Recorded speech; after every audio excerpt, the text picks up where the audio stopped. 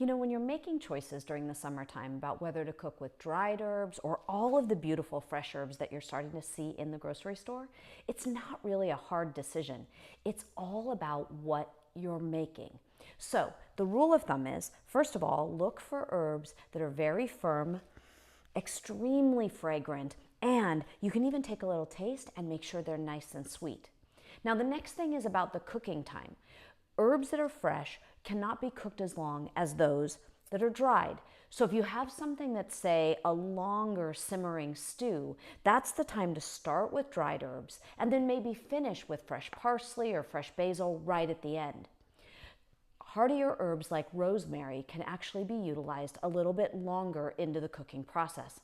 What I like to do, though, is use fresh herbs as a crust, especially as a crust over salmon, because it cooks in about the time that it takes to brighten up the flavors of the fresh herbs and then serve it.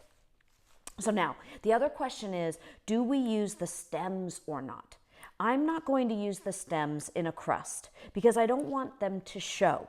But if you were doing something like, a salsa, and you wanted to blend the salsa in the blender, you could do that too, and you could use the stems because the stems are so sweet. So in this case, with a crust, I'm just going to take the leaves off. And I've got things like parsley and basil, just about anything that you want to use that's a tender herb. And then what I do is, now depending on how much you want to use it and how you want to use it, will depend on how much you chop it. So in this case, because I'm making an herb crust, I'm going to kind of roll this all up in my fingers, and then I'm going to take my knife, and over those clean dried herbs, I'm just going to quickly chop it.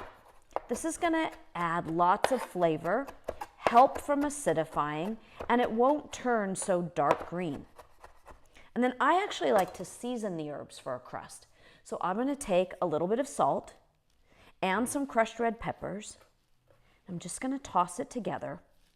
And then I'm going to take this salmon and I'm going to just rub it with a little bit of oil and then roll it into the herbs.